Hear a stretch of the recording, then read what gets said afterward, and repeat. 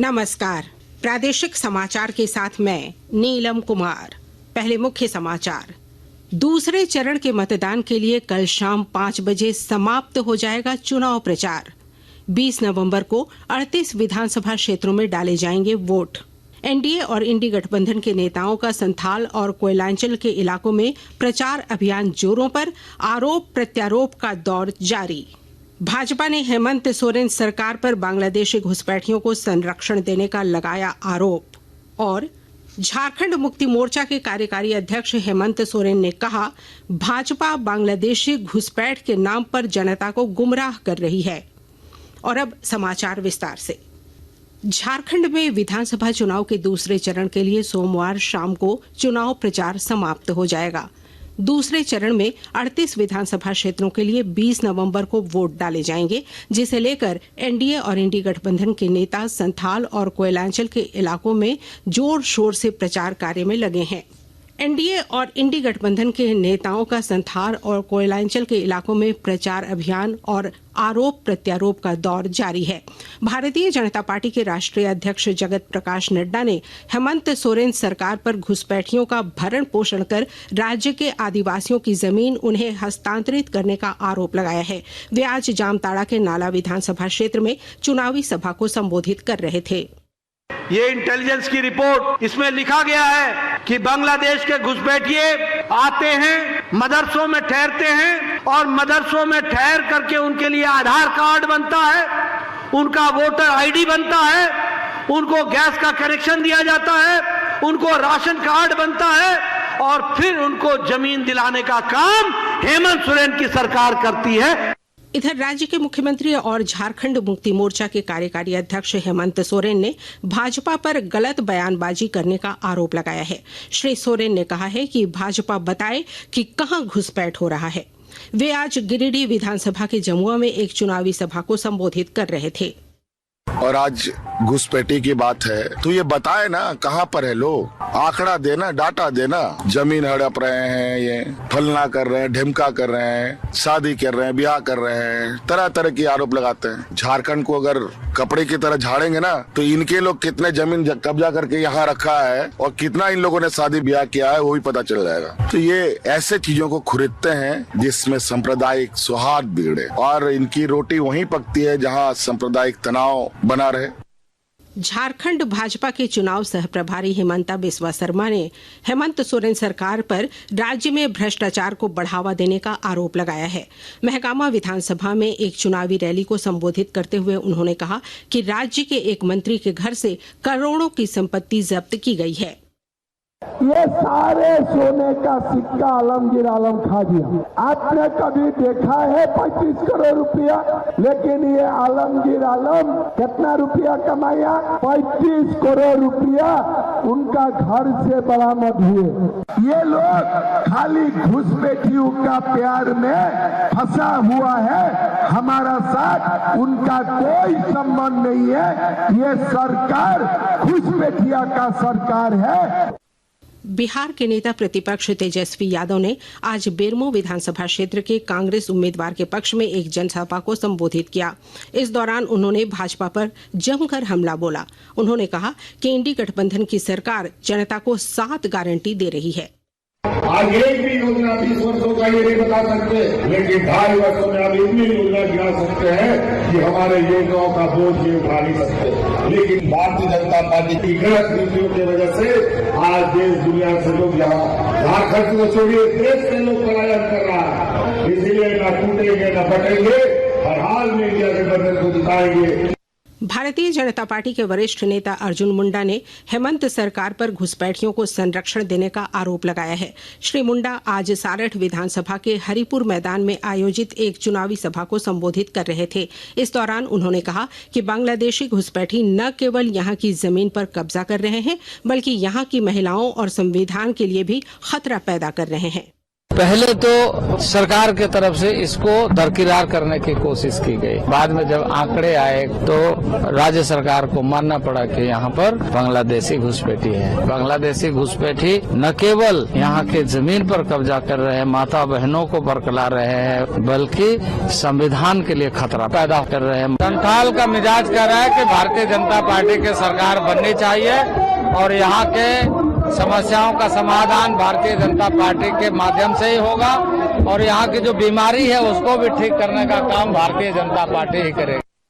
भारतीय communist party मार्क्सवादी की पोलित ब्यूरो सदस्य वृंदा करात ने कहा कि भाजपा के पास चुनाव जीतने के लिए कोई मुद्दा नहीं बचा है। वे पाकुड़ में पत्रकारों को संबोधित कर रही थीं। 24 साल हो गए झारखंड की स्थापना के। उस 24 साल में 16.5 years बीजेपी की सरकार है। उस समय तो कोई प्रॉब्लम नहीं था। अब चुनाव आया, इनके पास और कोई मुद्दा है नहीं, तो नफरत और जहर के और झूठ के आधार बना रहे। आकाशवाणी के ताजा तरीन समाचारों के लिए आप हमारी वेबसाइट newsonair.gov.in पर लॉग ऑन कर सकते हैं। ताजा समाचार X handle @AIR news alerts और Facebook page All India Radio news पर भी उपलब्ध है। आप प्रादेशिक समाचार एकांश के X handle @AIR news _Ranchi और फेसबुक, इंस्टाग्राम पेज तथा YouTube channel AIR news Ranchi पर भी हमारे बुलेटिन सुन सकते हैं। प्रादेशिक समाचार आप आकाशवाणी रांची से सुन रहे हैं। सबका अरमान है करे मतदान है, देश को बनाने में देना योगदान है। मतदाताओं की टोली चली वो चली, चलो रे निकलो सब गांव घर से, चाचा चाची भैया भाभी बेटा बेटी मेहरारू सब निकलो। याद रखना इस बार सब परिवार मतदान। आया ये पर्व है हमको तो गर्व है, मतदाताओं का ये महापर्व है। निशाना जो तूने साधा इस बार सब परिवार मतदान। मुख्य निर्वाचन पदाधिकारी झारखंड द्वारा जारी। प्रादेशिक समाचार में आपका एक बार फिर से स्वागत है। राज्य के मुख्य निर्वाचन पदाधिकारी के रवि कुमार ने कहा है कि दूसरे चरण के तहत होने वाले विधानसभा चुनाव को लेकर तैयारी को अंतिम रूप दिया जा रहा है। रांची में आयोजित संवाददाता सम्मेलन में उन्होंने कहा कि अधिक से अधिक मतदान के लिए यूथ मैनेज्ड, वुमेन मैनेज्ड और PWD मैनेज्ड बूथ देखने को मिलेंगे। उन्होंने कहा कि इसके अलावा यूनिक बूथ भी बनाया जाएगा। सेकंड फेज का कल कैंपेन का लास्ट डे है। सेकंड फेज में टोटल 14,218 बूथ है। इसी बूथ में केवल 13 बूथ में वो कैंपेन टाइम है वो 4 बजे खत्म होगी उसी पोलिंग एरिया में। बाकी सभी बूथों पर 5 बजे आपका कैंपेन पीरियड खत्म होगी।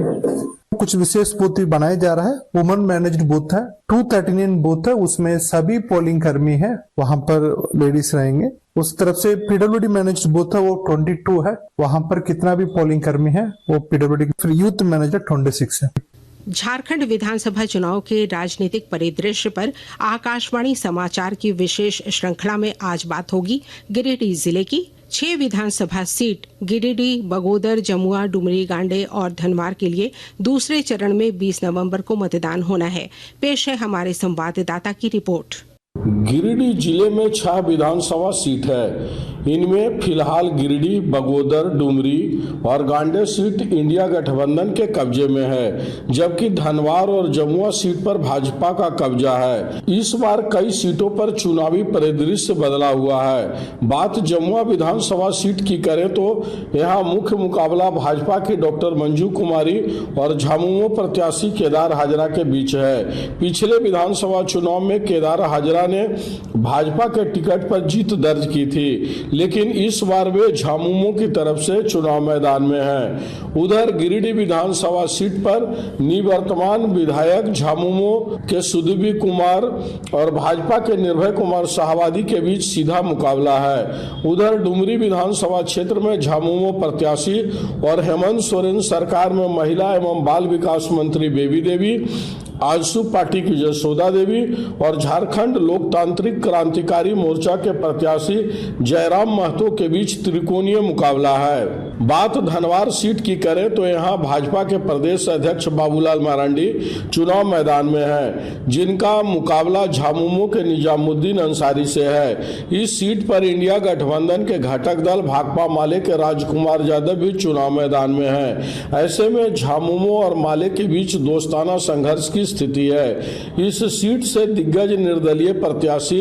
निरंजन राय के शनिवार को भाजपा में शामिल हो जाने से बाबूलाल मरांडी की जीत की राह आसान हो गई है। उधर गांडे सीट पर मुख्य मुकाबला मुख्यमंत्री हेमंत सोरेन की पत्नी कल्पना सोरेन और भाजपा की मुनिया देवी के बीच है, जबकि बगोदर विधानसभा क्षेत्र में भाकपा माले प्रत्याशी विनोद कुमार सिंह का मुकाबला भाजपा प्रत्याशी नागेंद्र महतो के साथ है। बंद पड़े अभ्रक खदान को चालू कराना, पलायन, बेरोजगारी और प्रदूषण से निजात गिरिडीह जिले के प्रमुख चुनावी मुद्दे हैं। अब देखना दिलचस्प होगा कि इंडिया गठबंधन अपनी 4 सीटें बरकरार रख पाता है या एनडीए अपनी सीट बढ़ा पाने में कामयाब होता है। रमेश प्रभाकर, आकाशवाणी समाचार, गिरिडीह। और अब अंत में मुख्य समाचार एक बार फिर।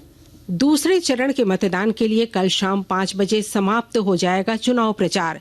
20 नवंबर को 38 विधानसभा क्षेत्रों में डाले जाएंगे वोट। एनडीए और इंडी गठबंधन के नेताओं का संथाल और कोयलांचल के इलाकों में प्रचार अभियान जोरों पर, आरोप प्रत्यारोप का दौर जारी।